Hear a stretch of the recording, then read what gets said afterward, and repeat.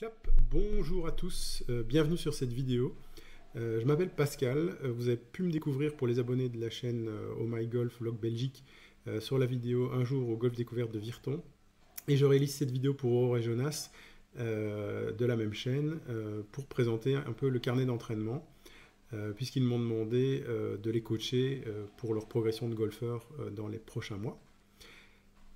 Je suis moi-même, comme je l'ai expliqué dans la dernière vidéo que j'ai fait avec eux, initiateur stagiaire, donc je n'ai pas encore vraiment le titre d'initiateur, donc je fais cette vidéo pour leur donner mon ressenti sur leur golf, leur faire part de ce que moi j'utilise comme méthode pour pouvoir progresser dans mon golf.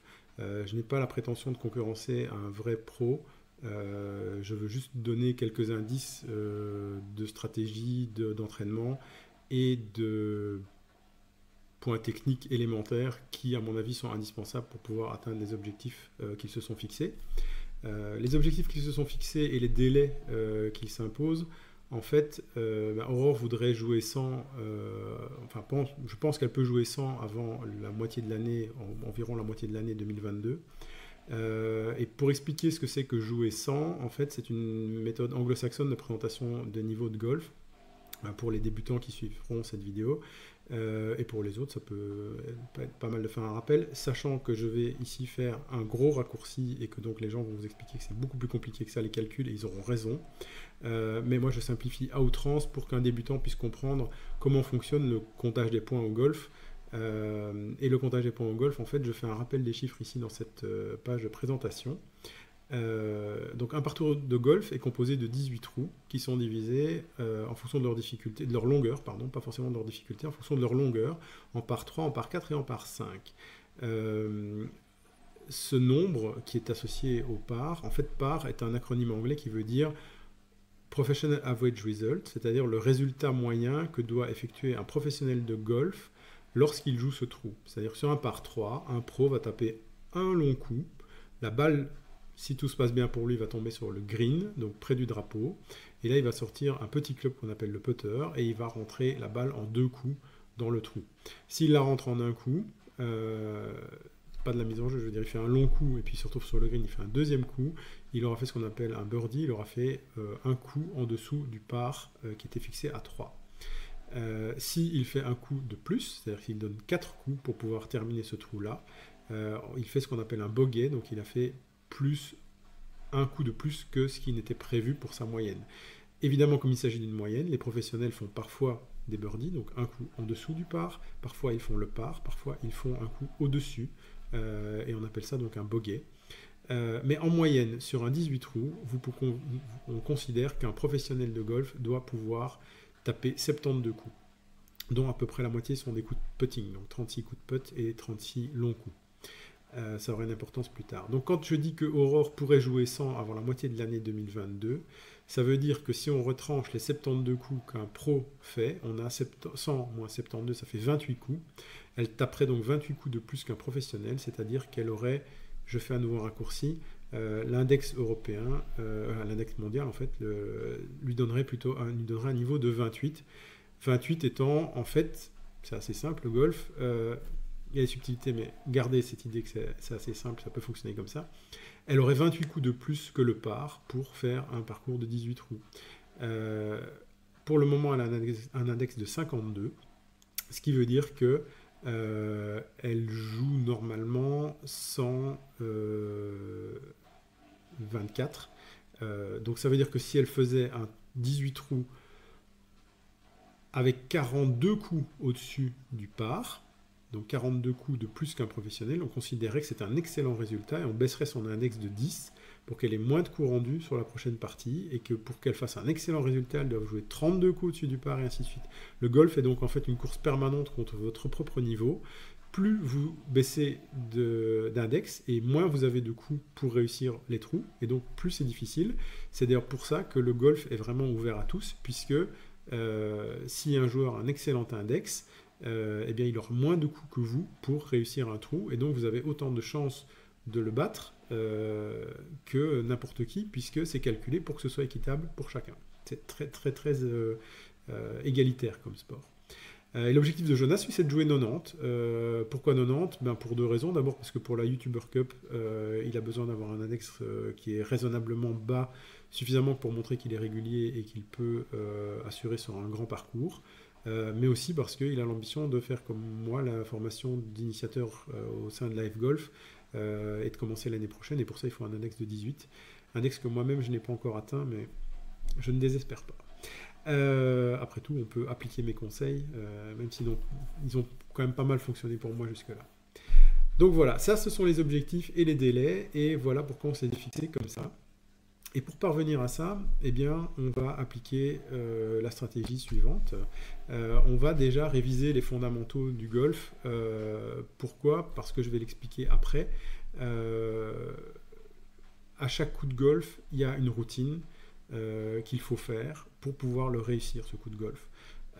Ce que beaucoup de débutants font, c'est qu'ils se précipitent sur les coups, ils oublient la routine et ils ratent énormément de coups qu'ils auraient pu réussir, ce qui ralentit le jeu pour tout le monde et ce qui fait un cercle vicieux puisque le débutant après se dit que comme il a raté un coup, il doit se précipiter sur le suivant, il veut absolument faire avancer la partie, alors qu'en fait on a des systèmes qui permettent aux débutants de relever leur balle si sur un trou ça ne va pas du tout, ils sont dans une situation vraiment impossible, ils ont trop de coups, ils ne pourront plus réussir à faire un score honorable sur ce trou là, ils peuvent relever leur balle et repasser au trou suivant et repartir du bon pied. On a même une méthode de calcul des points qui permet aux débutants de rater 2, 3, 4, 5 trous sur un 18 trous sans que ça ne pénalise même leur progression en termes de score. Donc vraiment il faut rester très détendu. Par contre, vraiment à chaque coup de golf, avant chaque coup de golf, il faut faire une routine. Même les pros, surtout les plus pros des joueurs de golf appliquent leur routine et révisent leurs fondamentaux tout le temps. Et quand je dis tout le temps, c'est tout le temps. À chaque coup de golf, ils vérifient leur alignement, ils vérifient leur grip, ils vérifient leur stance et leur posture. Ces 4 fondamentaux, donc statiques, quand je dis statique, c'est ceux qui précèdent le coup de golf. Et d'ailleurs, cette nomenclature que j'utilise, donc grip, alignement, stance, posture, qui permet d'utiliser l'acronyme et de se le rappeler facilement, c'est GASP, ne vient pas de moi, ça vient d'un YouTuber qui s'appelle Renaud Poupard, qui fait des super vidéos pour les débutants, que j'ai suivi quand j'étais débutant et ça m'a vraiment marqué. C'est pour ça que je l'utilise maintenant dans toutes mes initiations et je le remercie d'avoir eu cette idée. Donc c'est le grip, alignement, stance, posture, GASP.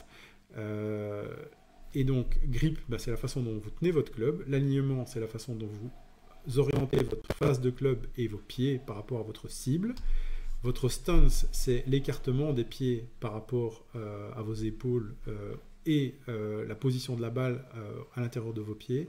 Et la posture, c'est en fait la distance, plus ou moins par rapport à laquelle vous positionnez par rapport à la balle, et la posture que vous allez adopter, c'est-à-dire est-ce que vous allez garder le dos droit ou être voûté. Tout ça, on reverra avec Aurore et Jonas en vidéo. Il y a déjà des explications techniques sur la vidéo sur la journée au golf découverte, dans la partie au Trackman qui est au milieu de la vidéo. Mais on va le revoir aussi dans des prochaines vidéos avec Aurore et Jonas. Donc voilà, avant chaque coup de golf, vérifiez le grip, l'alignement, le stance et la posture. C'est synonyme d'avoir des coups de golf plus réussis, plus de régularité. Or, la régularité, c'est ce que tous les golfeurs cherchent. Alors, pour parler d'Aurore et de Jonas, au niveau du grip, aucun des deux n'a de problème d'après moi. Je pense qu'on va faire passer Aurore sur un grip un peu plus neutre parce que parfois elle utilise un grip faible. Elle cherche encore un petit peu, mais elle est tout au début de son golf, donc c'est pas du tout un souci. Jonas, on va le faire progressivement passer sur un grip un peu plus fort parce qu'il aime taper fort et qu'il a une très très bonne vitesse de club, donc il peut progressivement passer sur un grip plus fort. Au niveau de l'alignement, je n'ai vu aucun problème ni chez Aurore ni chez Jonas quand on est au practice, mais comme tous les débutants, dès qu'on arrive sur le terrain, eh bien, ils ne prennent pas forcément toujours le temps de viser par derrière la balle. Il faut utiliser sa vision binoculaire, il faut reculer 2-3 mètres derrière la balle, prendre un point de visée devant sa balle, une petite herbe, une touffe un pissenlit, quelque chose, n'importe quoi qui est devant votre balle et qui vous donne la direction. Ensuite, vous posez votre club et vous mettez la face perpendiculaire, comme on le voit sur la photo ici. La face du club du golfeur est perpendiculaire à la tige d'alignement blanche qui est à droite. Et si vous regardez, ses pieds sont exactement parallèle à cette ligne de jeu de la tête de club. Et donc là, il s'apprête à faire un coup qui est totalement droit au golf, c'est-à-dire 80% de la direction de la balle dépend de la face du club à la frappe. Donc, à moins que vous ne vouliez commencer à mettre des effets gauche et droite, et ça on le fera peut-être une fois avec Aurore et Jonas aussi, parce que c'est rigolo et ça permet de se corriger sur le terrain si vous avez des balles qui partent trop à droite ou trop à gauche. L'alignement des pieds, vous le mettez parallèle à l'alignement de la face de club. Et si vous faites cet alignement-là correctement et que vous venez derrière votre balle, vous allez vous rendre compte en fait que, comme tous les rails de chemin de fer, ces deux lignes sont parallèles devant vous, mais elles se rejoignent à l'horizon, donc elles se rejoignent pratiquement à la cible. Visuellement, c'est toujours un peu compliqué comme ça pour les golfeurs, mais il faut vraiment travailler cet alignement. Et si je peux donner un conseil à tous les débutants, et Aurore et Jonas aussi, vous mettez sur le practice avec des cibles, vous visez des cibles et vous vérifiez votre alignement entre chaque coup que vous frappez. Les balles de practice coûtent cher, autant qu'elles servent. Vous prenez une cible, vous la visez et vous la jouez, mais j'y reviendrai plus tard. Donc ça, c'est pour vérifier notamment l'alignement. Le stance, il y a plusieurs stances qui dépendent normalement de la longueur des clubs. Au niveau débutant, moi je trouve que le plus simple c'est de mettre la balle au milieu des pieds, au milieu du sternum. Pourquoi ? Parce qu'en fait, votre balle, vous devez normalement la prendre, quand vous jouez avec vos fers, vous devez la prendre en descendant. Je parle pour les fers, hein, pour les drivers et les bois. J'ai fait une vidéo avec Jonas où on explique le driver et j'explique justement que le bas de l'arc de swing doit être à droite de votre balle. Et donc là, c'est pas tellement. Moi, je positionne pas tellement la balle dans les pieds. Je réfléchis plus quand on est au driver ou au bois à où se trouve le bas de mon arc de swing pour être sûr de prendre la balle plutôt en remontant. Mais restons sur les fers. Donc le stance, l'idéal pour les fers, c'est de prendre, quand vous êtes débutant, des fers plutôt petits. Donc ne sortez pas un fer 5 ou un fer 4 pour essayer de faire de la distance, parce qu'en réalité, tant que vous ne taperez pas correctement vos fers jusqu'au 7 ou au 6 éventuellement, vous allez avoir des mouvements contre-productifs. Donc essayez de taper un bon fer 9, de voir quelle est votre distance maximale à ce fer-là, et après tous les fers devraient s'enchaîner par tranche de 7 à 10 mètres. Donc si votre fer 9, vous le tapez à 80 mètres, eh bien votre fer 8, vous devriez pouvoir le taper à 87-90 mètres, votre fer 7 à 100 mètres, et ainsi de suite. Jonas, lui, est déjà à 140 mètres au fer 7. Très sincèrement, moi je vois pas l'intérêt de taper un fer 5, à part quand il le met sur un tee au départ. Sur le parcours, taper un fer 5, ça me paraît extrêmement dangereux, parce que ce sont des clubs qui sont très difficiles à jouer. Et je ne le dis pas que pour lui, je le dis vraiment pour tout le monde. Moi-même, je tape jamais un fer 5 sur le parcours, je prends un hybride. Je prends des clubs beaucoup plus tolérants en termes de ratés, parce que vous ne pouvez pas toujours assurer un bon contact quand vous êtes sur le terrain. Donc ce que vous arrivez à faire au practice, ça a l'air formidable avec les longs fers, tant mieux, mais sur le terrain, ça ne veut pas forcément dire que ça va fonctionner de la même façon. Donc voilà, ça c'est pour le stance. Donc retenez, prenez des fers plutôt courts jusqu'au 7, et vous pouvez mettre la balle plus ou moins au milieu des pieds, peut-être plus pied gauche si vous voulez, mais surtout chercher de l'équilibre et de la rotation, parce que tant que vous n'avez pas l'équilibre et la rotation, Aurore elle a un peu galéré au début pour trouver ses équilibres, et essayez de placer la balle après, en fait placez la balle plutôt pour être sûr de la prendre en descendant, c'est-à-dire faites en sorte que le milieu de votre swing de golf, c'est-à-dire qui correspond à votre sternum, passe après la balle, c'est-à-dire vous devez toucher terre, balle terre quand vous jouez les fers, et sol, balle quand vous jouez tout ce qui est hybride, bois et driver. Donc voilà, ça c'est ce qu'il faut retenir. Et la posture, eh bien, essayez de plier les jambes, comme là il y a les photos de Jonas et d'Aurore. Leur posture pour moi elle est bonne, elle est dynamique, ils ont les pieds un peu écartés. Ils sont prêts pour une bonne rotation. Je vois que leurs grips sont très bons aussi d'ailleurs. A priori, ils sont pas trop serrés. D'ailleurs, Jonas a un très bon grip, bien relâché. Et Aurore, j'ai pas soulevé de problème non plus au niveau du grip. Donc ça, ils peuvent continuer, c'est très bien. Par contre, il faut faire la routine. Donc grip, alignement, stance et posture avant chaque coup de golf. Donc vous vous mettez devant la balle, vous faites ces 4 fondamentaux-là, vous les vérifiez. Et une fois que vous les avez vérifiés, vous reculez de votre balle et vous faites les fondamentaux dynamiques du golf. Les fondamentaux dynamiques du golf, il faut y penser à chaque fois que vous faites un coup d'essai. Et les coups d'essai au golf, il n'y a rien de pire que quand je vois un joueur débutant qui se met devant sa balle et qui va frapper à un tiers de sa vitesse, ou qui va faire un demi-coup, ou qui va faire un peu jouer les poignets comme ça, comme si juste les bras sans tourner le corps, juste pour essayer de se donner du relâchement. Bah, pourquoi pas si c'est pour s'échauffer, mais c'est pas un coup d'essai. Un coup d'essai, c'est vous positionnez 10 cm derrière votre balle et vous testez le contact que vous avez, puisque le but du coup de golf, c'est de frotter le sol en dessous de la balle. Vous devez régler la hauteur de votre coup. Donc, plus vous serez expérimenté et moins vous aurez besoin de coups d'essai, vous reculez de la balle, vous faites vos coups d'essai jusqu'à ce que vous frottiez le sol. Et une fois que vous frottez le sol, vous ne vous posez plus de questions, vous avancez à la balle et vous refaites le même mouvement à la même vitesse et avec le même équilibre. Vous n'essayez pas de faire autre chose, vous n'essayez pas de corriger votre grip quand vous revenez sur la balle. Ça, c'était avant. Vous êtes sur la balle, vous faites vos 4 fondamentaux statiques, vous reculez, vous faites votre coup d'essai, avec les 4 fondamentaux dynamiques d'ailleurs, qui sont rotation, intensité, rythme et équilibre. Rire, c'est facile à retenir. Donc rotation, bien faire tourner tout le corps. L'intensité, il faut relâcher pour pouvoir donner de l'intensité au coup. En fait, c'est la vitesse et pas la force que vous allez mettre dedans. Et ça, c'est un concept ultra difficile. Je ne sais pas quand vous aurez le déclic. Moi, ça m'a pris 8 mois avant de faire un coup de golf où je me suis relâché. J'ai arrêté de me crisper et je me suis dit, oh, la balle est partie sans effort. 8 mois à taper des coups. Je ne savais pas pourquoi. J'avais l'impression que ça marchait pas. Et puis un jour, vous avez le relâchement. Et là, une fois que vous l'avez eu, vous allez le rechercher. Vous ne l'aurez pas toujours à 100%, mais vous aurez fait un pas au niveau de votre golf. Donc vraiment, relâchez, relâchez, relâchez. Et ça ne s'explique pas. Vous allez avoir l'impression d'avoir mis 30% d'effort. Et la balle est partie bien plus fort que ce que vous n'avez jamais réussi à faire. Donc voilà, de l'intensité pour la vitesse, pas pour la force. Du rythme parce que ça c'est un vrai danger au golf, c'est de ralentir ses mouvements, d'essayer de freiner le club après avoir touché la balle, d'essayer de freiner quoi que ce soit, de vouloir contrôler le club. Vous devez laisser faire la gravité, vous devez tourner avec de la vitesse et laisser le club tomber vers le sol, le frotter le sol et remonter et vous entraîner avec lui si nécessaire. Vous devez laisser le club travailler.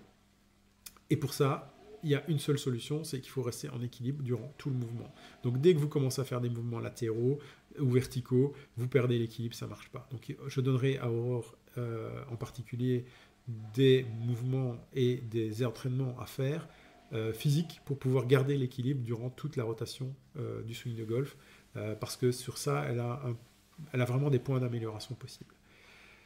Donc voilà, comme je l'ai mis dans la petite étoile ici à droite, une fois que le coup d'essai correspond à ce qu'on veut faire, on n'adapte plus rien, on ne change pas le grip, on ne change pas la posture, on ne change pas l'alignement, on avance à sa balle et on frappe sans se poser de questions. Et comme ça, on fait un bon coup de golf.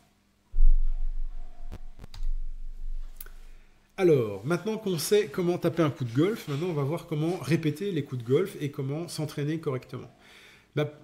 Je vais enfoncer des portes ouvertes, et désolé pour ceux qui s'en doutaient déjà, mais en tout cas, je trouve que c'est important de le rappeler, parce que je ne l'ai pas toujours fait, et j'ai vu plein de gens au practice depuis que je joue au golf.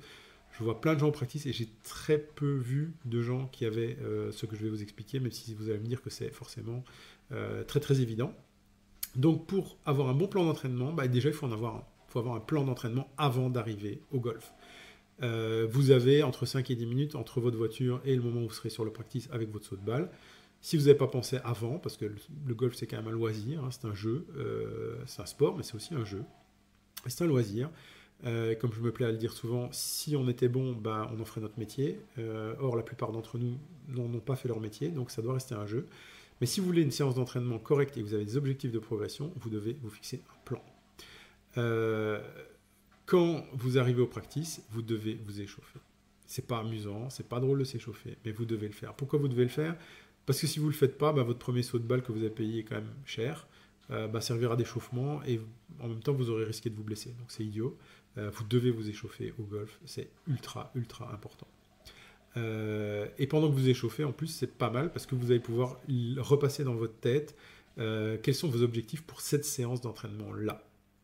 Et là vous allez devoir répartir votre temps, parce que à moins que vous ayez une journée au golf, et là félicitations, vous avez une journée au golf, mais même si vous avez une journée au golf, votre corps et votre système nerveux central ne tiendra pas pendant 8 heures de golf. Vous allez avoir un moment où vous aurez un pic, vous serez bien échauffé, vous serez bien dedans, et puis à un moment où vous aurez un down, et puis vous aurez de nouveau un up, et puis vous aurez un down, et puis ce sera fini.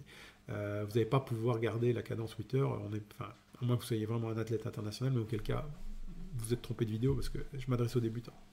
Donc voilà, donc comment est-ce qu'on répartit son temps équitablement dans l'entraînement? Pour moi, on doit travailler ou corriger un point technique, pas 40, pas 25, un. Vous venez pour la séance, vous dites j'ai eu des problèmes de gratte, je veux corriger mes contacts. Et si vous ne savez pas comment corriger vos contacts, vous prenez un cours avec un pro qui va vous dire comment corriger vos contacts.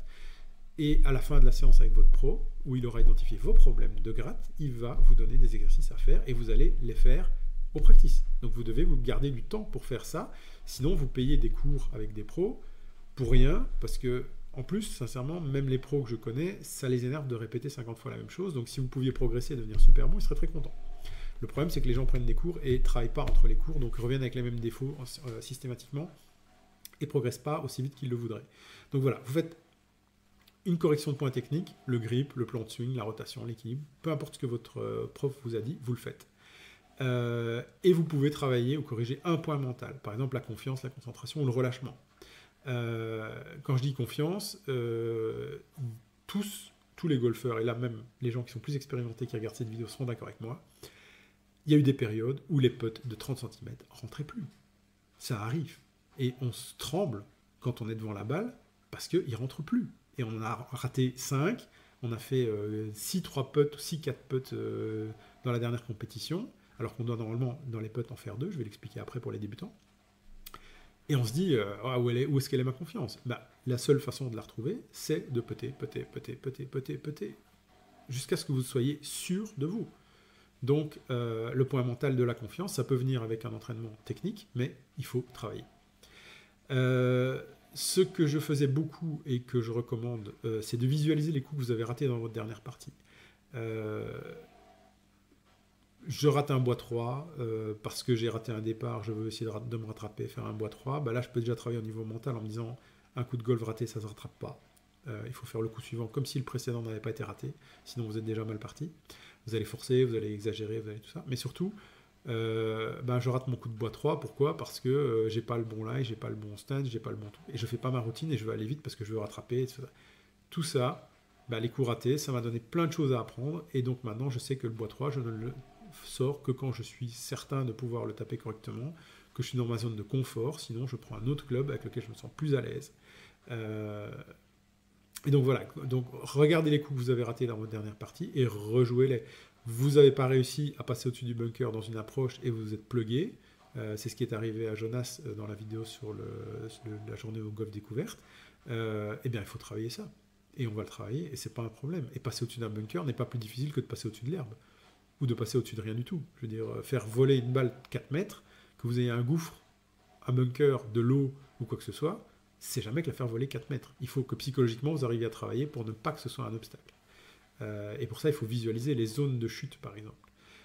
Donc voilà, donc travaillez vos coups ratés, reprenez les listes, et si vous ne savez pas comment travailler les coups ratés, vous ne savez pas pourquoi vous les avez ratés, demandez à votre pro, enseignant, il vous dira pourquoi, et il va vous aider à progresser.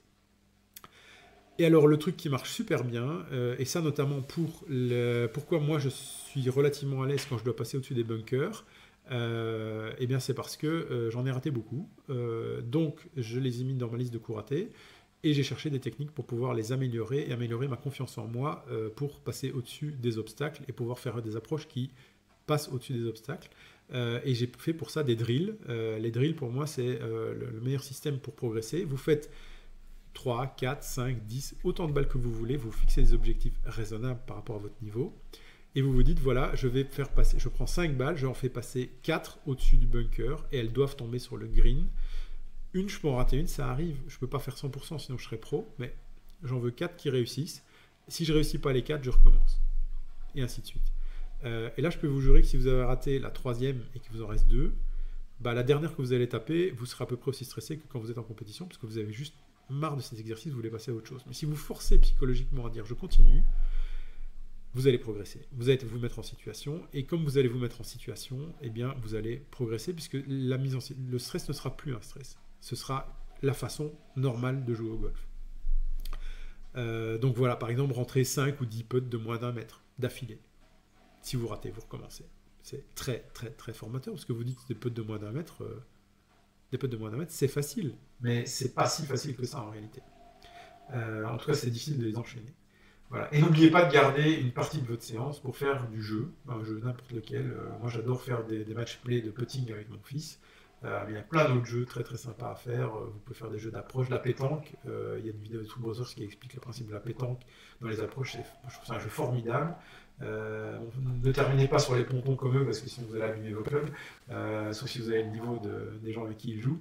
Mais voilà, faites-vous plaisir. Le golf, c'est un sport, mais c'est un jeu. Donc il faut vraiment vous amuser.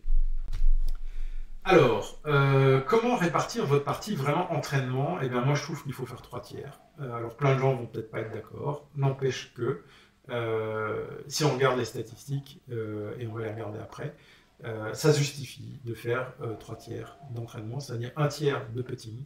Et ça, je peux vous jurer que même moi, j'ai du mal à le tenir, mais je peux vous jurer, dans les gens que je croise, un tiers de putting, personne ne fait ça. Et pourtant, je vous jure que ça peut vraiment vous aider à scorer beaucoup, beaucoup, beaucoup, beaucoup. Donc un tiers de putting, un tiers de chipping et un tiers de long jeu, sachant que le long jeu, donc là quand vous allez au practice, c'est là où vous payez plus cher avec les jetons. Donc là, je vais pas me faire des amis dans les clubs de golf parce que si vous passez les 2 tiers de votre temps là où vous dépensez pas de jetons, c'est pas fun pour le club, mais voilà, l'important c'est aussi d'avoir des gens qui sont plaisir au golf. Donc un tiers de long jeu, et dans ce long jeu là, moi je répartis, si possible, 50% à moins de 100 mètres et 50% seulement à plus de 100 mètres, ce qui veut dire que le driver, les bois, les hybrides, tout ce qui va très loin, ou voire même les faire 7 pour Jonas, ça ne doit pas dépasser 16 et 20% de votre temps d'entraînement, pas plus. Sauf si vous faites une séance dédiée à ça, mais auquel cas il faudra faire une séance dédiée putting une autre fois. Pourquoi ça? Ben parce que ça suit la répartition des coups que vous allez jouer sur le terrain. Et tout le monde a l'air de penser que le putting c'est facile, et le jour où le putting ça va pas, le putt de 30 cm que vous rentrez pas, il coûte aussi cher que le driver que vous avez raté ou réussi au départ. Donc, soyez malin, entraînez-vous sur ce qui fait gagner des points.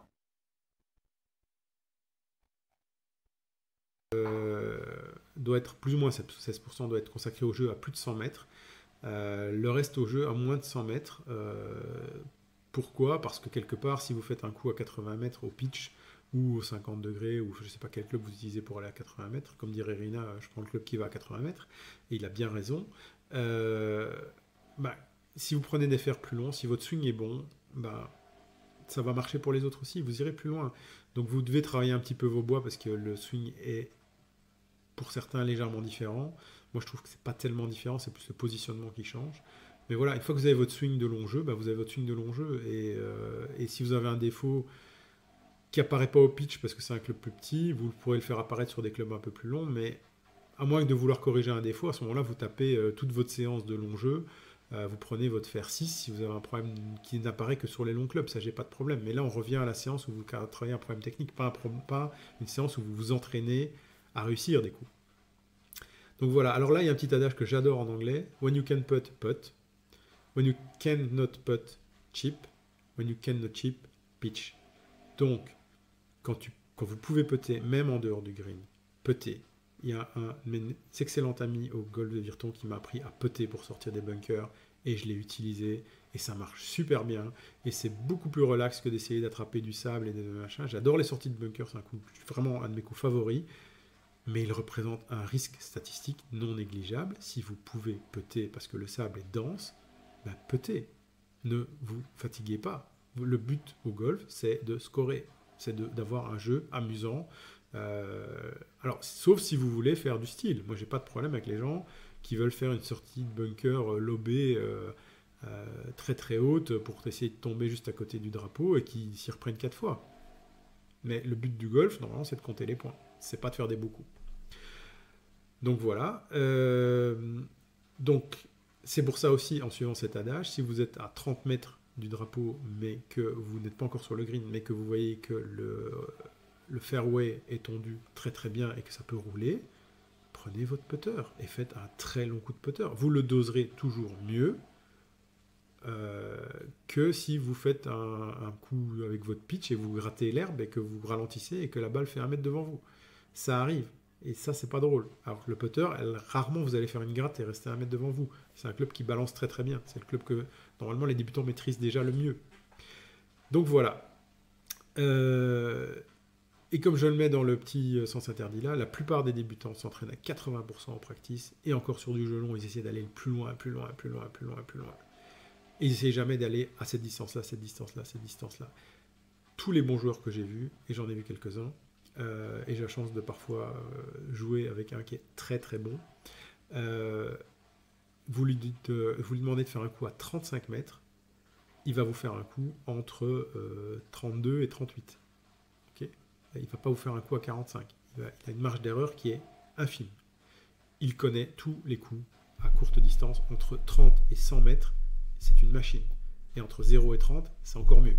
Donc vraiment, c'est là qu'on gagne des points. Beaucoup, beaucoup, beaucoup, beaucoup. C'est sûr que quand on est débutant, c'est frustrant d'arriver au titre départ et d'essayer de forcer un petit peu et de rater sa balle, de la toper, de la gratter, de faire un airshot. Ça arrive.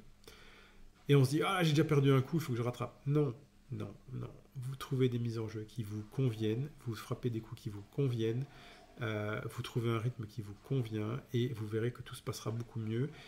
Et c'est au moment où vous aurez enfin trouvé ça, et ça viendra, que le travail que vous aurez fait en parallèle au chipping et au putting va vous faire descendre vos scores immédiatement. Parce qu'il n'y a rien de plus frustrant quand vous avez enfin trouvé votre long jeu et que vous arrivez en 2 sur un par 3 sur le green, de faire 4 putts.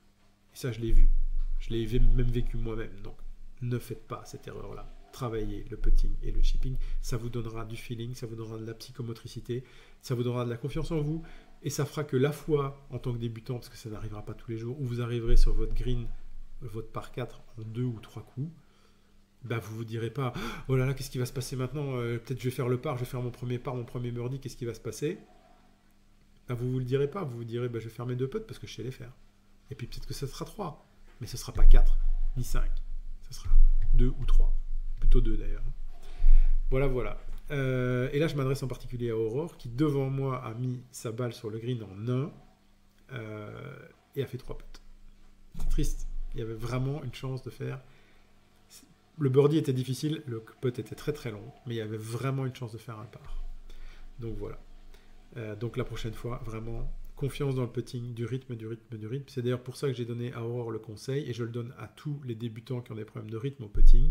Vous prenez un petit système, soit vous prenez un tapis de putting, il y en a plein sur internet, et vous prenez vos balles et vous les faites rouler dessus, vous faites des putts d'1 mètre, tous les soirs, 10 putts d'1 mètre avant d'aller dormir, c'est votre devoir. C'est pas super fun, mais en même temps ça prend 10 minutes, moi je l'ai fait.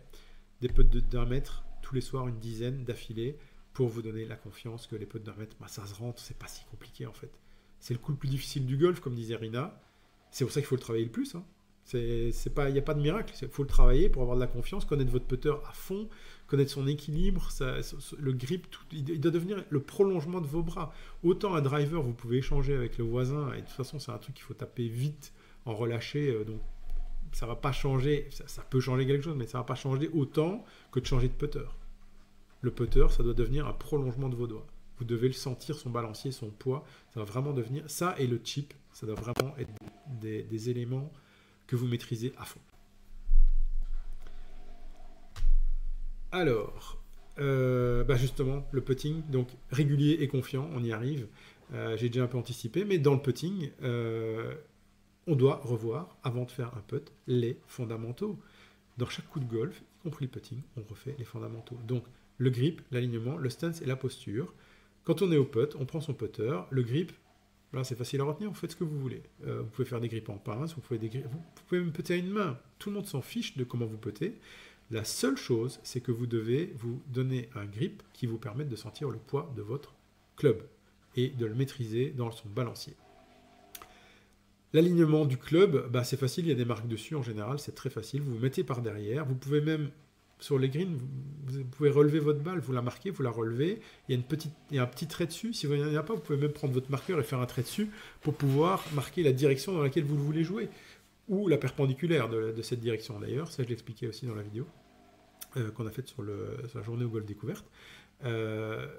Et alors, par contre, ne faites pas l'erreur que beaucoup de débutants, y compris moi, ont fait au début, d'aligner tout le temps votre balle et sa ligne de jeu vers la cible. D'aligner vers la cible, oui, d'aligner vers le trou, parce que le trou n'est pas toujours votre cible. Si vous voyez que le green penche comme ça ou comme ça, vous savez qu'il faut jouer plutôt à gauche ou à droite du trou. Je veux dire, Si vous voyez le green qui est vraiment penché comme ça, au début vous allez avoir du mal, mais à un moment vous allez vous rendre compte, bah, tiens, ma balle elle passe tout le temps vers le bas, peut-être que je tire un peu, surtout si vous jouez dans le même club, vous finirez par connaître vos greens. Vous savez qu'il faut jouer un peu au-dessus, un peu en dessous. Donc mettez-vous une cible qui corresponde à là où vous devez aller. Ne vous dites pas je vais la viser vers le trou et puis après je vais corriger. Non, vous visez une direction et vous vous dites bah voilà, si le putt il descend, bah, il faut que je vise une cible plus courte que le trou. Si le green monte, vous visez une cible au-delà du trou. Mais vous la visez en disant à votre cerveau, le trou est là. Et le trou fait 1 mètre de large. 1 mètre de large, plus large. 1 mètre de large, pourquoi? Parce que bah, dans votre cerveau, 1 mètre de large, c'est même 1 mètre de rayon, parce qu'en fait, si vous le mettez dans la largeur d'un putter autour du trou, comme vous faites vos 10 putts d'1 mètre tous les soirs, bah, vous savez que là, c'est pratiquement donné, vous allez le rentrer à tous les coups. Donc, au putting, vraiment bien aligné vers votre cible, qui doit être devant ou derrière le trou, suivant que ça monte ou que ça descend. Le stance, il n'y a pas 50 trucs très compliqués au putting. Vous mettez vos pieds, largeur des épaules, un peu moins, un peu plus, comme vous vous sentez en équilibre correct.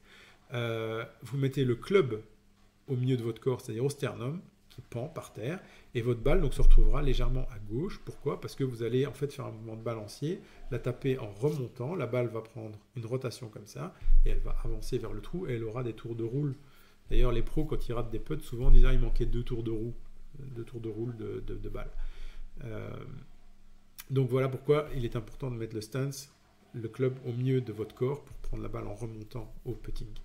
Et votre posture, elle doit être équilibrée, vous pouvez vous mettre un peu... En fait, il y a des gens qui jouent presque à 4 pattes, le putting, pourquoi pas? Enfin, tant que vous êtes à l'aise, faites ce que vous voulez, c'est du putting. C'est censé être facile, c'est beaucoup dans la tête. Par contre, le dosage, je trouve qu'il y a un système qui est vraiment formidable et qui est relativement facile à retenir. Si vous avez un bon tempo dans votre tête, une chanson que vous aimez bien, un truc, votre chanson de mariage, peu importe, un truc que vous retenez, donc vous savez qu'il y a un bon rythme et vous pouvez taper du pied même sans la voir, hein, je veux dire juste la passer dans votre tête, ben vous avez ça, et ça va faire votre métronome pour le putting, tac, tac, tac, tac, pour être bien régulier. Et une fois que vous avez votre rythme comme ça, ben c'est très simple, si vous faites à l'intérieur des pieds, vous aurez un coup moins fort, si vous faites à la largeur des épaules, vous aurez un coup un peu plus long, et si vous faites au-delà, toujours avec le même tempo, bah vous allez avoir la balle qui va aller plus loin. Et donc une fois que vous avez fait vos 3 coups, petit mouvement, moyen mouvement et grand mouvement, vous faites ça sur le putting green d'entraînement avant une compétition et vous savez comment roulent les greens. Si vous savez qu'à la largeur des épaules, votre balle a roulé 5 mètres, bah vous savez que si vous avez un putt qui fait 4 mètres sur le terrain, vous ne devez pas dépasser vos épaules, sinon elle va dépasser le trou. Sauf si vous êtes en montée, etc. Vous devez compenser un petit peu, mais en montée, à moins qu'il y ait une montée, enfin il y a rarement des montées comme ça sur les greens, ça se joue à vous rajoutez 1 mètre, vous retirez 1 mètre, vous avez à peu près votre dosage. Hein. Donc voilà, et c'est pas une science exacte, c'est beaucoup de feeling, mais ça vous donne au moins une méthode pour pouvoir être un peu plus régulier au putting. Et je trouve que c'est une méthode qui a l'avantage aussi de vous occuper le cerveau à d'autres choses que de vous dire oh là là, si je rate le putt, tout le monde va se moquer de moi. En fait, si vous faites votre routine, grip, alignement, stance, posture, vous venez devant la balle, vous faites tout ça, vous reculez, vous faites votre balancier en disant oh là, c'est ça, non, ça c'est un peu fort, ça voilà. Une fois que vous avez votre rythme dans votre tête, ok, c'est ça, vous mettez devant votre balle et vous faites votre putt. Et normalement, ça va. Si ça rentre pas, ça va se mettre donné. Et si ça se met donné, hein, franchement, les gens vont plutôt être déçus pour vous. D'ailleurs, il y a des études scientifiques qui montrent qu'on est meilleur quand on est empathique pour les autres. Donc, si vous êtes content des gens quand ils réussissent leur coup, vous allez mieux réussir aussi. Et ça, on va faire passer le message. Tous ceux qui regardent la vidéo, faites passer le message. On va faire un peu traîner de poudre de manière à ce que les gens arrêtent de se réjouir quand les gens ratent au golf, parce qu'il y en a quand même comme ça des joueurs aussi. Et c'est pas efficace pour eux. Donc, s'ils sont vraiment égoïstes, ils devraient se dire je vais me réjouir pour les autres, ça ira mieux pour eux. Donc voilà, alors le truc que j'ai mis dans l'étoile bleue sur la présentation, et ça c'est super important au putting, vous devez faire un mouvement égal avant la frappe de balle et après. Vous ne pouvez pas faire tac, parce que là vous n'avez aucun dosage. Vous devez faire un mouvement complet. De la même façon que vous n'allez pas taper votre fer en faisant tac, comme ça. Enfin, parfois vous plantez le sol, hein. Ça m'arrive d'avoir des mauvais contacts, mais normalement c'est pas ce que vous cherchez à faire, vous cherchez à avoir un swing plein. Et bien au putting c'est pareil, vous voulez avoir un swing complet. Et traverser la balle, ce qui vous permet en fait de mieux doser vos puttings. Voilà. Ça je dirais sur Jonas, j'ai rien à dire sur le putting pour le moment, il est assez régulier, et il y a juste le truc qui me fascine, c'est ses coups d'essai derrière la balle. Je trouve ça stressant, et je trouve ça psychologiquement difficile de traverser la balle après avoir fait un coup d'essai derrière la balle. Je préfère faire le coup d'essai à côté de la balle. Mais regardez les vidéos, c'est assez fun. S'il y en a d'autres qui utilisent ça, mettez des commentaires, ça leur améliorera le référencement. Donc Jonas, putting pour moi ça va. Aurore, ligne extraordinaire, elle vise parfaitement le trou, elle ne se fait pas avoir par la vision de côté, donc elle sait parfaitement aligner ses pieds, son club, elle a une super bonne direction. Par contre le dosage, elle peut dépasser le trou parfois de 4 mètres, il faut qu'elle travaille le dosage. Donc Aurore, tu sais ce qui t'attend pour le putting, c'est trouver un rythme et faire du dosage. Voilà pour le putting. Le chipping, alors le chipping, une approche facile et polyvalente que j'ai vue dans une super vidéo de la Fédération française de golf qui résumait en 10 minutes comment faire des approches qui marchent pour les approches pour les approches roulées, qui sont celles que je préconise le plus, donc un petit pitch ou un fer neuf, ou peut-être même un fer plus fermé encore, si vous devez faire rouler la balle sur un très long green. Donc elle marche pour celle-là, pour les approches roulées, elle marche pour les approches levées, elle marche même pour les sorties de bunker. Et ce truc est assez simple, donc je le reprends, hein, je ne m'approprie pas, je le reprends ici. Le grip peut être neutre ou fort, ça c'est pas un problème. L'alignement, ça il est super important, vous vous mettez derrière votre balle, vous visez plein drapeau, là où vous visez pleine cible, c'est-à-dire si vous voulez faire atterrir la balle 3 mètres entrée de green, en général vous allez quand même vers le drapeau, mais parfois il y a une bosse et donc vous allez viser un peu à droite pour qu'elle redescende vers le drapeau. Vous visez une zone d'atterrissage pour votre balle, c'est votre cible, donc vous alignez votre face de club vers votre cible. Vous alignez par contre les pieds à gauche de votre cible, pardon, de gauche parce qu'on a la caméra, gauche de votre cible, donc pour faire ce que les spécialistes appelleront un draw, donc une espèce de courbe, la balle devrait revenir à gauche, mais en fait elle ne va pas le faire. Le fait d'aligner les pieds à gauche va vous permettre de mettre votre poids sur votre pied gauche, d'ouvrir votre pied et votre genou, et de permettre de voir une bonne traversée descendante sur la balle, et qui ne s'arrêtera pas après la balle. Vous allez pouvoir faire un vrai swing, demi-swing ou complet. L'idée étant d'ailleurs, et c'est ça que je trouvais formidable dans la fédération en termes de dosage, vous faites une toute petite rotation à demi-coup et vous avez une approche roulée, donc la balle va lever légèrement et puis va rouler une bonne partie. Vous prenez un autre club un peu plus ouvert et vous faites un demi-swing, et là vous allez avoir une approche qui va lever. Donc si vous avez une grosse bosse à franchir, un bunker c'est pas une grosse bosse, hein. Une approche roulée, si vous êtes devant un bunker, l'approche roulée, vous pouvez la faire voler 4 mètres et la faire rouler 4 ou 5 mètres derrière. Vous n'êtes pas obligé de voler 8 mètres jusqu'au drapeau. Donc quand vous pouvez chipper, quand vous devez pitcher, faire lever la balle et la faire tomber comme ça, pitcher. Vous êtes avec un green qui descend comme ça, si vous faites une approche levée, vous ne la reverrez jamais. Donc là, il faut pitcher. Les pros vous le diront. Maintenant, honnêtement, sur les débutants, quand vous avez ce genre de truc, mettez-la sur le green, elle roulera, vous aurez 2 ou 3 putts. C'est fait, quoi. En termes de stratégie, on réfléchira aussi un peu plus tard à ce genre de situation, mais l'idée, c'est vraiment, si vous pouvez la faire rouler, faites-la rouler. Donc, si vous pouvez la faire voler quelques mètres avant qu'elle ne roule et passer au-dessus du bunker, bah faites-le. Vous n'êtes pas obligé de passer 6 mètres au-dessus du bunker pour le franchir. 10 cm suffisent, techniquement. Donc voilà, donc ce que disait la fédération, grip neutre ou fort, aligner la tête du club vers la cible, qui n'est pas forcément le tout, donc la zone de retombée de la balle, hein, qui peut être beaucoup plus courte que le drapeau. Aligner les pieds à gauche de la cible et mettre le poids sur le pied gauche, et puis vous faites votre swing intérieur-extérieur, avoir un bon tempo, tac, tac, tac, tac, demi-rotation, pleine rotation, ou rotation totale, pardon, petite rotation, demi-rotation ou rotation totale pour les sorties de bunker ou les lob shots. Les lob shots, franchement, à moins que pour épater la galerie, évitez. Avant d'être single, vous n'avez pas besoin de lob shot. Pour moi, vous vous recentrez, vous faites un autre coup, vous avez fait le plus 1. Ça ne va rien changer à votre carte. Par contre, un lob shot raté, ça peut vous coûter cher. Donc, oubliez le lob shot. Okay. Sauf si votre carte est déjà morte et que vous voulez épater la galerie pour vous rappeler du coup de l'année, bah, ouais, pourquoi pas, quoi. Je ne suis pas contre, j'en ai déjà fait aussi. Mais voilà, sachez quand vous le faites et pourquoi vous le faites. Voilà, ça c'est le chipping. Le chipping, il y a quand même parfois des cas où ça ne marche pas. Il y a un jour sans, le terrain est gras, vous n'avez pas votre club dans les mains, enfin ça marche pas, et vous êtes stressé, et vous dites ah, je vais encore faire une gratte, ça marchera pas, machin. Il y a une approche de secours que j'ai vue chez Simon Carminan, qui est un pro canadien de golf, qui fait des vidéos sur YouTube qui sont formidables, je vous conseille d'aller voir sa chaîne, et qui a fait une approche de secours que je trouve formidable, que je teste depuis un mois à peu près, donc j'ai pas encore pu la tester en tournoi, mais franchement chaque fois que je l'ai faite, elle a marché. Et surtout au Trackman où j'ai des gros problèmes de contact parce que le mousse du Trackman accroche beaucoup mes clubs quand je fais les approches et j'ai du mal à le doser. Donc voilà, l'approche de secours, ben, le grip il disait rien, donc vous pouvez prendre votre grip neutre ou fort comme vous voulez. L'alignement, ben, c'est la tête de club vers la cible, donc même chose que pour l'autre approche.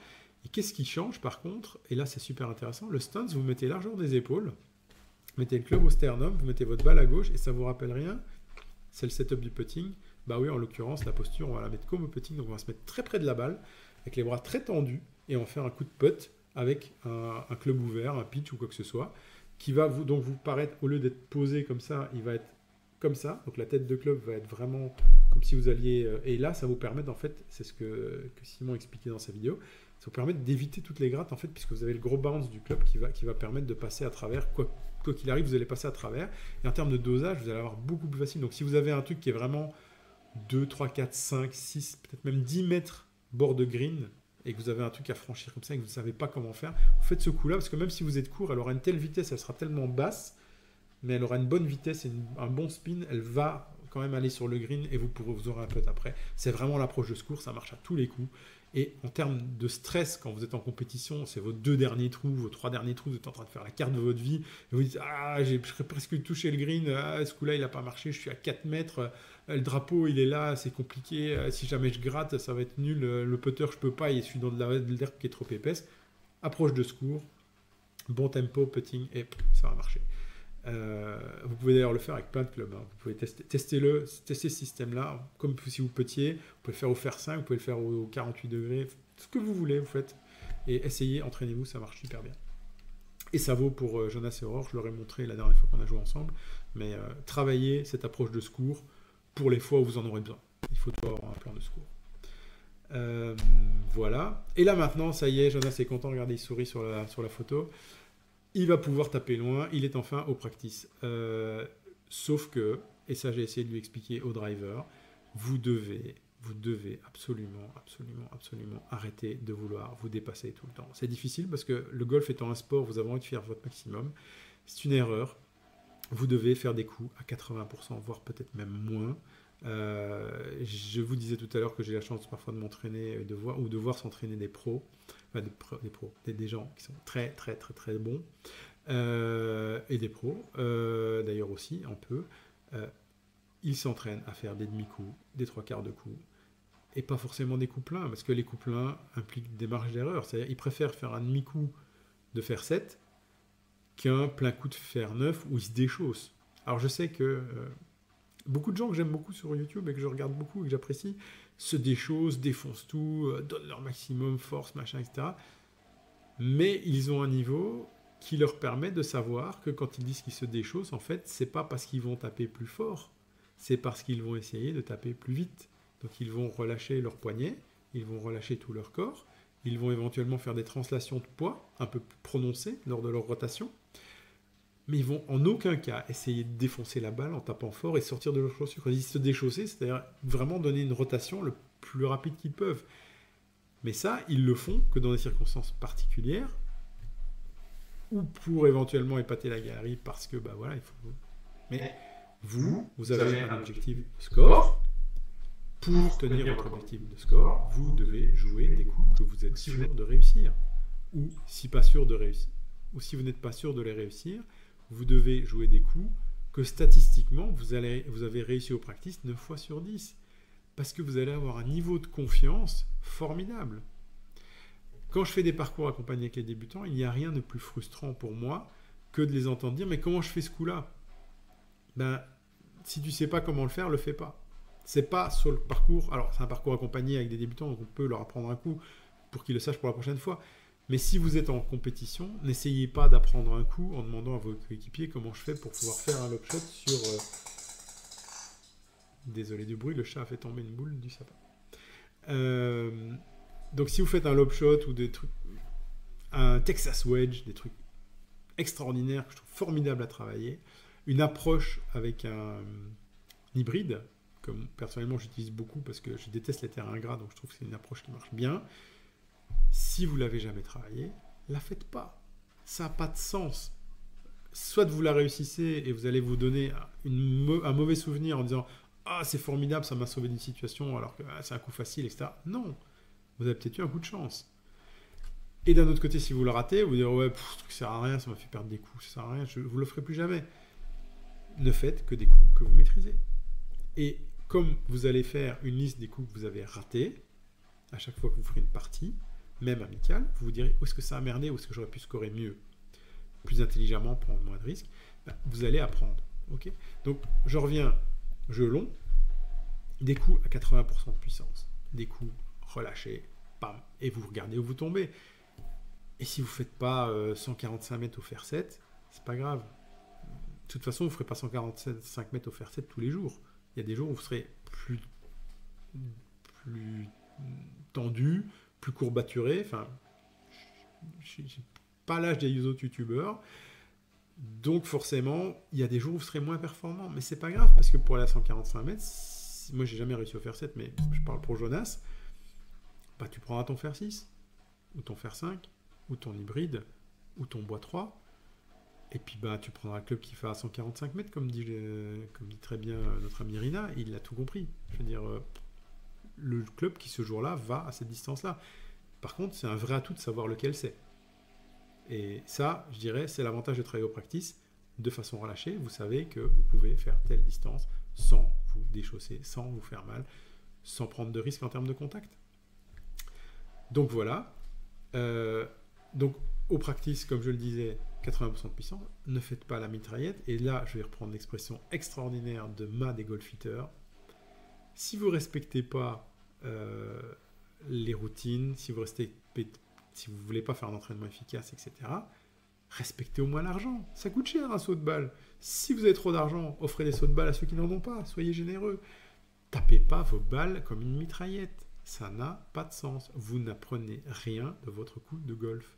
Et vous vous étonnez après sur le parcours de vous dire, mais tiens, ça marche pas comme au practice. Ben non, au practice, vous avez répété le mouvement 14, 15, 20 fois pour le même club. Un bon entraînement au practice consiste notamment, et ça on l'a fait avec Aurore et Maxime sur une autre vidéo de la chaîne, à jouer un parcours virtuel. Alors c'est sûr que quand vous avez un Garmin R10 ou un Trackman ou peu importe quel simulateur vous utilisez qui vous permet de faire un tournoi virtuel, vous avez des coups à jouer au practice. Mais rien ne vous empêche de le faire dans votre tête. Vous avez un tournoi demain, vous allez jouer, je ne sais pas quel club, vous allez sur internet, vous prenez la carte du parcours, vous regardez les distances et vous dites, voilà, sur le plan, il y a un truc qui fait 200 mètres tout droit et 80 mètres à gauche. Je ne vais pas faire un drive de l'apocalypse qui va faire un cut ou un draw ou un machin, enfin un truc formidable en termes d'effet au-dessus des arbres qui va plonger au green. Tout le monde n'est pas patator. En tout cas, moi, je ne suis vraiment pas. Coup de 200 mètres, pour pouvoir avoir un coup de 80 mètres, bah, qu'est-ce qui va à 200 mètres? Bah, moi, c'est le driver. Bah, je prendrai mon driver et je vais essayer de visualiser, je vais faire mon driver. Et là, je suis au practice, je fais mon driver et il va à 160 mètres. Ça arrive. Ça veut dire que j'ai un coup de 40 mètres pour le coup suivant avant de pouvoir tirer sur le green à 80 mètres, qui est quand même un par 4. Donc, je serai sur le trou en 3 coups, si je fais bien ce que je fais. Donc, je rate mon driver, je me force à faire un coup de wedge de 40 mètres. Et s'il est long, bah, je me dis, ah, je vais avoir un mauvais lie, donc attention. S'il est bon, j'ai fait 40 mètres, je vais me dire, bah voilà, maintenant il me reste 80 mètres, je fais un coup de 80 mètres. Est-ce que j'ai réussi? Oui, non. Si j'ai raté, qu'est-ce qui s'est passé? Est-ce que c'est parce que j'ai forcé, j'ai ci ou ça? Apprenez de vos coups au practice. Tous les bons joueurs le font, tous. Vous ne pouvez pas progresser si vous ne le faites pas. Plus vite vous le faites. Alors, vous allez me dire, ouais, c'est super rébarbatif, moi j'aime bien, c'est d'aller taper des balles. Moi aussi j'aime bien taper des balles. Et je dis, gardez 10% de votre séance, vous prenez un saut, vous défoncez tout, sans réfléchir, sans faire de cible, le plus loin que je peux. Ça, c'est le moment récompense. Mais c'est pas un entraînement, c'est un jeu, c'est une récompense. Et là, j'ai mis quelques exercices. Donc, le Happy Gilmore, le flamant rose, le swing pied joint. Le swing pied joint, ça, je n'ai pas beaucoup d'explications. Mais le Happy Gilmore, c'est en référence à un film avec Adam Sandler que je recommande à tout le monde, et Aurore l'a pas vu, donc elle en particulier va aller le voir parce qu'il est vraiment très drôle. Et je vais lui expliquer l'exercice dans une autre vidéo, donc elle pourra le faire. Le flamant rose, c'est un exercice qu'on nous a appris en initiation que je trouve formidable aussi, et vous devez savoir faire l'un ou l'autre. En général, vous ne savez pas faire les deux du premier coup, mais vous devez savoir l'un ou l'autre. Donc voilà, ça c'est pour le jeu long. Il y a des exercices à faire, il y a des trucs fun, il y a des trucs, il y a des tas de trucs à faire au practice, autres que taper des balles et se déchausser pour taper le plus loin possible. Encore que vous pouvez faire des séances vitesse au driving. Il y a des super speed, etc. C'est très, moi, je trouve ça formidable et je compte bien le faire une fois. Mais tant que vous n'avez pas votre jeu régulier, constant et dans lequel vous êtes à l'aise, ça sert à quoi de faire 5 mètres de plus? Pas grand-chose pour votre score. Donc voilà. Donc là, j'ai mis, et je vais vous la laisser afficher un petit peu, une espèce de statistique de ce que vous pouvez faire sur, en fait, deux sauts de balle, parce qu'en général c'est ce qu'on fait, les gens au practice ils font 2 sauts de balle. Moi je recommande, et alors vous allez me dire c'est ultra mathématique, très précis, etc. Et si je rate des coups, est-ce que je peux recommencer? Oui, vous pouvez recommencer, vous faites ce que vous voulez, en fait c'est votre entraînement. C'est des recommandations de ce qu'on devrait faire si on veut progresser et se donner les moyens de progresser. Je fais que donner mes impressions sur la façon dont on pourrait faire ça correctement, et donc, moi j'essaie de le faire le plus souvent possible. Donc sur 2 sauts de 25 balles, c'est-à-dire 50 balles, il faut jouer pour moi une douzaine d'approches au wedge, donc les 50 degrés, les 60 degrés, les sand wedge et autres, ou le pitching wedge, et le fer neuf, pour faire des coups entre 30 et 100 mètres. Vous essayez de faire un coup à 30 mètres, un coup à 80 mètres, un coup à 70, et vous regardez un peu le résultat. Et sur 12 coups, vous vous dites, tiens, ouais, j'en ai gratté 2, ils étaient juste morts. Ok, j'en ai quand même réussi 8, plus ou moins pas trop loin de ce que je visais comme cible. Formidable, voilà, vous avez appris des choses sur vos coups. Vous allez faire aussi une douzaine de pleins coups avec ces clubs-là, et vous allez voir jusqu'où ils vont. Donc ça vous apprendra à faire des demi-coups et des pleins coups sur ces clubs-là, ça sera pas mal. Et ensuite, vous pourrez faire des pleins coups, 3 sur le fer 8, 3 sur le fer 7, 3 sur le fer 6, et ainsi de suite.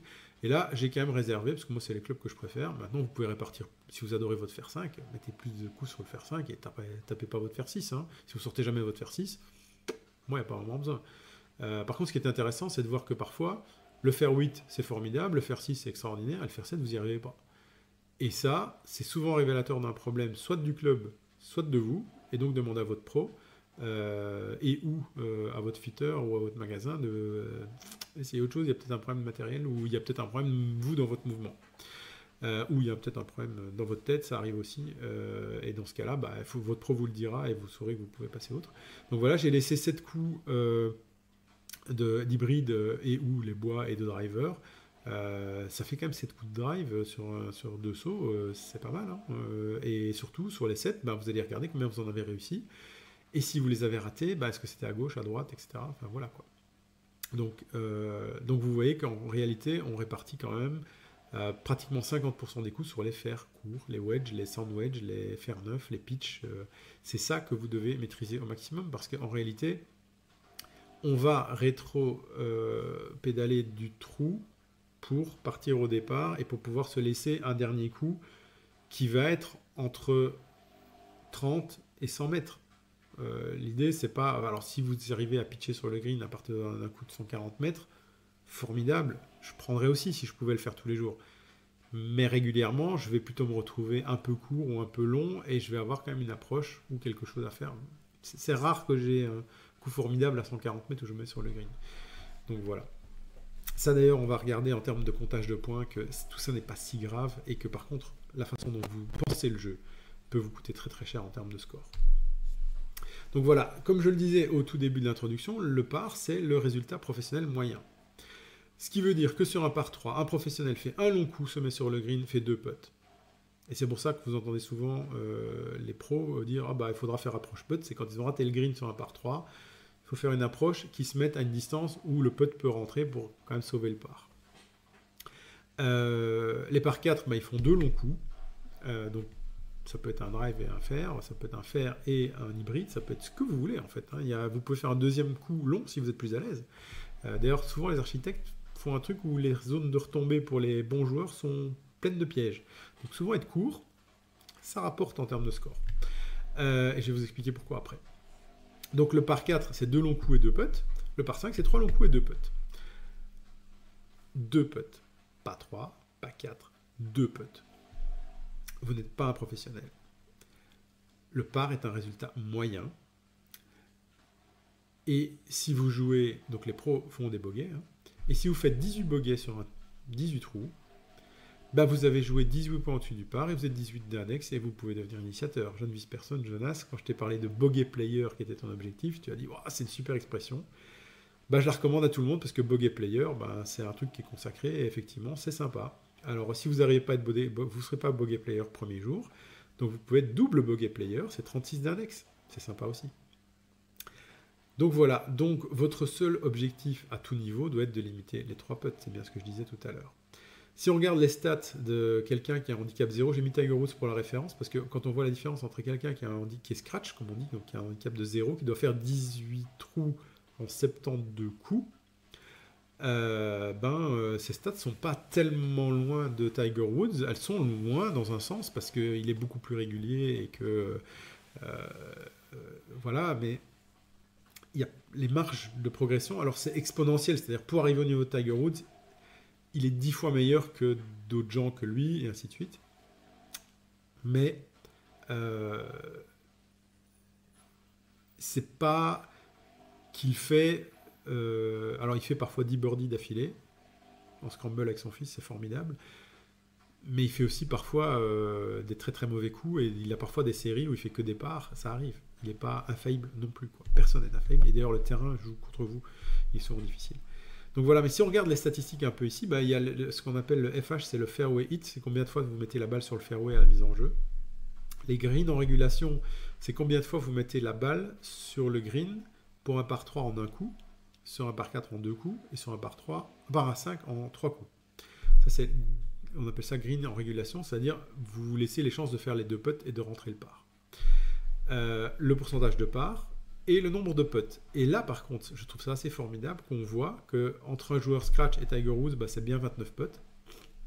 Et que entre un joueur single et Tiger Woods, il n'y a que 3 putts d'écart. 3 putts. Ok. Donc, qu'est-ce qui fait la grosse différence entre Tiger Woods et quelqu'un qui joue 9 ou 10 d'index? Il touche plus de fairway et il a plus de green en régulation. Et il fait beaucoup plus de par. Beaucoup plus. Par contre, sur les putts, sur un 18 trous, Tiger Woods ne fait que 3 putts de moins que quelqu'un qui est single. Donc, le putting, pour vous qui êtes 54, 36 ou autre, est crucial. D'ailleurs, on peut regarder ici, quelqu'un qui est 36 d'index est supposé faire 0 fois le par sur un 18 trous. Pour être 36 d'index. 2 points au-dessus du par. Aurore qui est 54 ou 52, pour devenir 36, tu n'as pas besoin de faire de par. Il te faut des doubles bogeys et des bogeys. C'est simple. Et si tu commences à faire que des bogeys, et de temps en temps des pars, tu seras plutôt 18. Et là, je m'adresse à Jonas. Donc, tout ça est moins grave que ce qu'on pourrait croire au départ. Et moins difficile. Par contre, et on voit, on ne vous attend même pas de vous jusqu'à 18 d'index de pouvoir sortir des bunkers. Si vous y arrivez, formidable. Pas censé le faire pour pouvoir y arriver. Et quand vous êtes 18 d'index, vous faites en moyenne 5 parts sur 18 trous. Ça veut dire aussi, puisque vous avez fait en moyenne 18 coups au-dessus du par, si vous avez fait 5 parts, vous avez fait 5 bogeys. Je le mets là. 5 parts, 5 bogeys. 5 doubles bogeys, pardon. Ça fait 10 trous, et les 8 derniers, vous avez fait bogey. Ça fait 8 fois vous avez joué votre index, 5 fois vous avez fait mieux que votre index, 5 fois vous avez fait moins bien que votre index. Ça, c'est ce que fait un bogey player. Donc ça, il faut le garder en tête. Ce qui veut dire, et ça va définir la stratégie du trou par la suite, et on passe au slide suivant.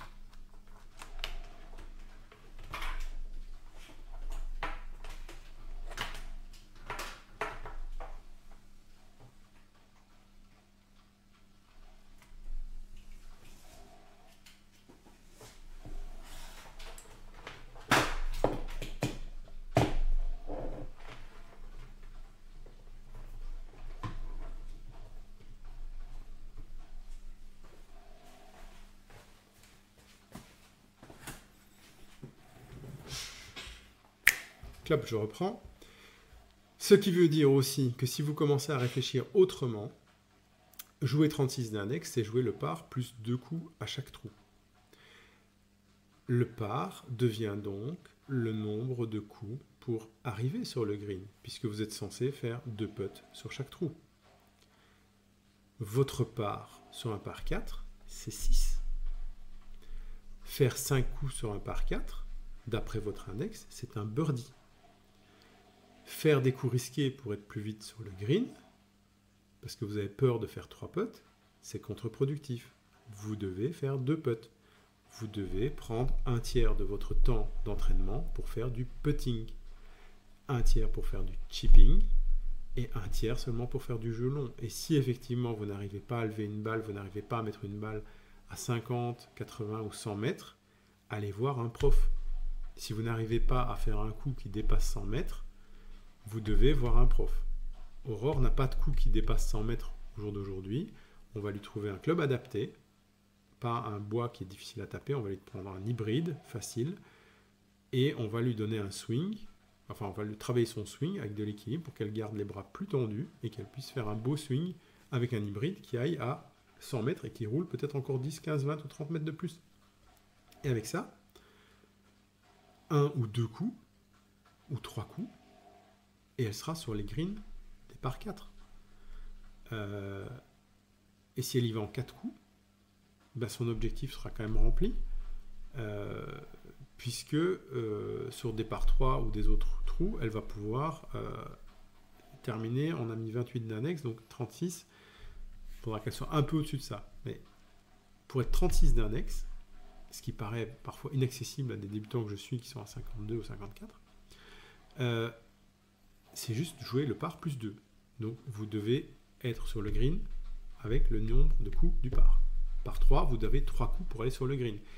Il y a des par 3 dans notre club de Virton qui font 95 mètres. Si vous ne savez pas mettre une balle sur un green à 95 mètres en 3 coups, prenez des cours. Parce que tous les débutants que je suis en initiation, au bout d'une heure, tapent des coups à 50 mètres qui volent. Donc en 2 coups, vous êtes sur le green. Peut-être un peu trop loin, et là vous avez un chip pour revenir, mais en 3, vous êtes sur le green. C'est pas possible de ne pas être en 3 sur le green sur un par 3, sauf si vous mettez une balle à l'eau, etc. Enfin là, vous commencez à avoir des problèmes de... Si vous faites des coups réguliers, vous devez pouvoir mettre la balle sur le green. Okay. Pour Jonas maintenant, eh bien, le par pour lui, sur un par 3, c'est 4. Sur un par 4, c'est 5. Sur un par 6, sur un par 5, c'est 6. Ça veut dire qu'il a 2 longs coups pour arriver sur le green d'un par 3, puisqu'il a 2 putts. Pour faire un bogey sur un par 3, 2 coups pour arriver sur le green, 2 putts, et vous avez votre bogey. Si vous commencez à penser comme ça, vous ne vous dites pas « Oh là là là, j'ai raté ma mise en jeu et je ne suis pas sur le green en 1 sur mon par 3 », mais vous vous dites « 36 d'index, j'ai encore 2 coups pour y arriver, où est-ce que je suis à mi-chemin, ça va. J'ai raté le green, je suis à 5 mètres derrière, j'ai une approche, elle n'est pas donnée, mais je vais me mettre pour être milieu de green et avoir 2 putts sûrs. Vous êtes détendu. Et puis, progressivement, vous pourrez faire des approches, parce que vous l'aurez travaillé un tiers de votre temps d'entraînement, vous allez faire des approches qui vous amèneront à une distance de putt où vous pourrez rentrer le putt. Et de temps en temps, vous allez vous rendre compte qu'en fait, rater le green, faire une bonne approche et faire un bon putt, bah carrément, ça donne le par sur un par 3. Et là, vous allez commencer à vraiment baisser votre index. Voilà, donc pensez avec moins de pression. Parce qu'en fait, le score au golf est vraiment votre ami. Les gens que j'ai vus rater, les gens que j'ai vus ne pas réussir à baisser leur index jusqu'à 36 ou à 30, sont des gens qui arrivent au départ, prennent le club pour aller au green sur un par 3, forcent de toute leur force, parce qu'ils savent qu'au practice, ils arrivent à peine à la distance, ils forcent, ils topent, elle fait 4 mètres devant eux. Ils prendraient le club qui va bien, qui fait que 60 mètres. Donc ils n'arriveront pas au green, mais qui tapent droit tout le temps au practice comme des machines. J'en ai vu taper des clubs tout droit, 60 mètres, comme des machines, bam, bam, bam, bam, bam. Ils le font une fois, il leur reste un coup de 30 mètres, c'est une approche, mais comme ils ont pris un tiers du temps d'entraînement pour travailler le chipping, enfin, vous m'avez compris, ça fait 4 fois que je le répète, mais il faut que ça rentre parce que il y a trop de golfeurs qui viennent aux practices, qui tapent loin, loin, loin, loin, loin, ils veulent aller le plus loin possible. Et alors, je l'ai mis à 110 mètres, maintenant je la mets à 115. Pourquoi faire? Tu l'as mis à 110 mètres, est-ce qu'elle était droite? Est-ce qu'elle était à 30 mètres à droite de ta cible ou est-ce qu'elle était sur ta cible? Si tu la mets courte, mais qu'elle est pleine ligne, qu'elle est courte de 5 mètres, c'est mieux que de la mettre à distance ou un peu au-delà de la distance, à 10 mètres à droite. Renaud Poupart, que j'ai déjà cité, disait à la mise en jeu, l'objectif, c'est la direction. Et au deuxième coup, ou au troisième si on est sur un par 5, l'objectif, c'est la distance. Et il disait la distance dans le sens où vous faites une mise en jeu, l'important c'est la direction, c'est pas aller vous mettre dans l'eau, dans les châchis, dans les bois, essayez d'aller droit sur le fairway. Même si votre mise en jeu est courte, si vous êtes sur le fairway, vous aurez 1, 2 ou 3 coups de plus pour arriver sur le green. Au deuxième, troisième ou quatrième coup, ce qui va commencer à être important, c'est de ne pas être trop long, ni être trop court. Il y a un moment où vous serez à une distance... Tout le monde finit par arriver sur le green, bon gré mal gré. Il y a un moment où vous allez vous dire, bah tiens, il me reste 80 mètres, bah 80 mètres, je sais les faire. Quoi. Ou il me reste 45 mètres, je sais les faire. Et là, si vous grattez, ou si vous topez votre balle, parce que là, c'est des points qui coûtent vraiment cher. Coûtent beaucoup plus cher que d'avoir fait un drive qui ne va qu'à 172 mètres et qui n'a pas fait 230 mètres de carry. En tout cas, c'est la stratégie que je vous propose. Et on verra si elle marchera, puisqu'on va avoir 2 tests en live avec Aurore et Jonas. Voilà. Et je sais, là pour le coup, en termes de mental, je pense qu'Aurore aura beaucoup plus facile à faire ses calculs et à être raisonnable dans ses attentes. C'est pour ça que je pense qu'elle va progresser pas mal au début. Jonas a été victime un peu de son succès. Il a fait beaucoup de parts, seul, devant moi. Et c'est très addictif de faire des parts. Or, son objectif, c'est pas de faire des parts. Son objectif, c'est de faire 5 parts sur un 18 trous. C'est-à-dire sur un 9 trous, bah, il faut en faire 2,5. Donc, il ne faut pas essayer d'en faire 9. Enfin, 2,5. Ok ? Si on essaye de faire le par, on fait des stratégies trop agressives, des coups risqués. On se dit, allez, je vais essayer de faire tourner un peu la balle, machin, je vais passer au-dessus de là. Vous vous remettez sur le fairway, vous faites un coup de plus. Si vous putez bien, vous pouvez même encore sauver votre par, ou votre bogey, ou votre double bogey, et sauver votre carte de score. Si l'arbre vous tapez dans la branche et qu'elle retombe au pied, vous avez gagné rien. Et c'est tout. En fait, au golf, on ne gagne pas de points, on ne sauve pas de points, on ne peut pas gagner de points, on peut éviter d'en perdre. Parce que pour pouvoir aller jusqu'au trou, au golf, vous allez avoir besoin de taper la balle un certain nombre de fois. Okay, le moins de nombre de fois possible, certes, mais vous allez devoir la taper plusieurs fois. Donc vous ne pouvez pas épargner des coups, vous pouvez éviter de faire des coups idiots. Les Two Brothers avaient une super expression, je ne sais pas si c'est des deux ou d'ailleurs qu'ils l'ont eu, mais ils disaient « Le golf, c'est souvent un coup raté suivi d'un coup stupide. Vous ratez un coup, vous recentrez. Vous recentrez, vous faites un super coup dans des bonnes conditions au milieu de fairway, et peut-être vous allez attaquer votre green, et vous allez avoir, pas votre green en régulation, vous allez être un coup au-dessus, vous allez avoir le... Et ce trou-là sera moins bon, mais vous allez peut-être quand même empocher un point qui vous servira à la fin de la carte de score. C'est parfois le point qui vous manque. Donc chaque coup compte, chaque point compte, chaque trou compte. Même si un trou est raté et que vous devez relever votre balle, vous avez appris quelque chose sur vous-même pour ce jour-là. Vous avez appris quelque chose pour vous-même sur votre carrière de golfeur. Vous avez à apprendre quelque chose tout le temps, tout le temps, tout le temps. C'est ce qui est à la fois formidable et difficile dans le golf. C'est un apprentissage permanent.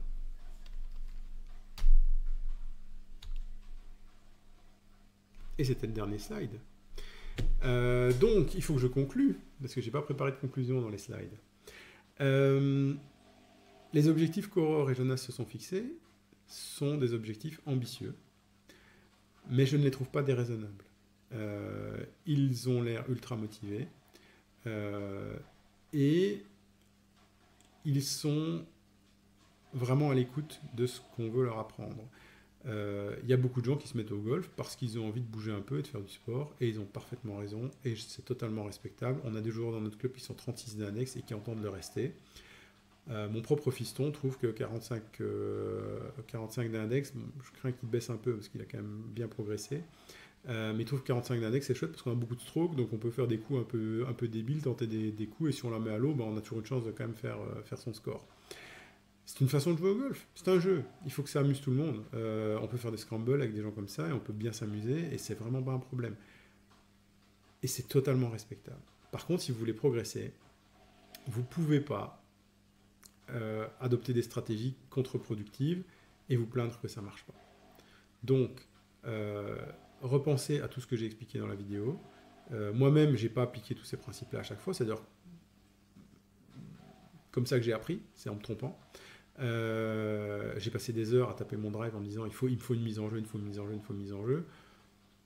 Je galère encore sur mon driver, et en fait je m'en fiche parce que j'ai plus besoin vraiment du driver. Je fais des mises en jeu avec d'autres clubs et ça marche très bien. Et par contre, je sais où ne pas faire les erreurs. Il m'arrive de tilter encore, et ça c'est le problème des... Ah oui, ça j'ai pas parlé du tilt. Que vous ratiez un coup de golf ou que vous le réussissiez, il va se passer quelque chose après au niveau hormonal. Vous ratez un coup, vous allez vouloir le rattraper. C'est humain, c'est normal, c'est comme ça. Il ne faut pas. Il y a des moments où vous allez réussir des coups et vous allez être sur un petit nuage et vous allez avoir l'impression que vous allez pouvoir faire le coup lobé où la balle tourne au-dessus de l'arbre, ricoche sur la pierre et tombe dans le trou. Ça ne marchera pas. C'est-à-dire, statistiquement, ça ne marche pas. J'ai trouvé un truc extrêmement intéressant dans une des vidéos que j'ai vues aussi sur les Two Brothers. C'était un pro qui expliquait les probabilités qu'il avait de rater et de réussir son coup, et il joue donc chaque trou différemment, non pas seulement en fonction de son niveau, ni même de son niveau du jour, mais carrément, et ça m'a fasciné parce que ça ressemble un petit peu aussi au poker. Au poker, les mauvais joueurs jouent leur main comme ça. Les bons joueurs jouent leurs mains et les statistiques de ce qu'ils pourraient améliorer dans leurs mains. Et les excellents joueurs, les champions du monde, jouent leurs mains et jouent les statistiques que les mains des autres pourraient avoir. Et ça, vous n'êtes pas obligé de le faire, mais je l'explique juste pourquoi il y a une différence entre les professionnels et nous. Un pro va se dire, j'ai une marge d'erreur, je peux faire tourner ma balle dans beaucoup de cas de gauche à droite, et donc je peux éviter l'eau et me garantir que si jamais elle ne prend pas l'effet, elle sera quand même sur le green. Si elle prend l'effet, elle sera carrément au drapeau et j'oserai passer au-dessus de l'eau bien safe si jamais je rate mon coup. Ça, ils peuvent faire. Mais ils décident de leur coup non seulement en fonction de l'état du jour, de l'état du green, de leur motivation, etc., mais aussi de leur position dans le classement, du nombre de risques qu'ils doivent prendre et des risques qu'ils anticipent que les autres joueurs du tournoi vont prendre. C'est-à-dire, ils se disent, voilà, les 3 premiers vont devoir prendre tel risque pour pouvoir être il se colle, donc il sait que le deuxième va prendre le risque, et donc comme il prend le risque, il a 8 chances sur 10 de la mettre dans l'eau, mais il va prendre quand même le risque parce qu'il veut gagner la compète, machin, alors que moi je suis 10e, je vais plutôt faire safe, parce que si le gars devant la met dans l'eau, je pourrais le dépasser. Vous imaginez les calculs qu'on peut faire. En fait, le golf, c'est des maths tout le temps. Mais au niveau débutant, le slide qui est là reste votre base de référence. Vous avez 90 coups à faire pour devenir 18 d'index, vous avez 100 coups à faire pour être 26, 108 pour être 36. Relax, quoi. Il y a plein de coups que vous pouvez rater avec ce nombre de strokes. Et donc, restez zen, restez détendu, faites en sorte que ce sport reste avant tout un jeu que vous pouvez jouer à plusieurs. Voilà. Merci à tous.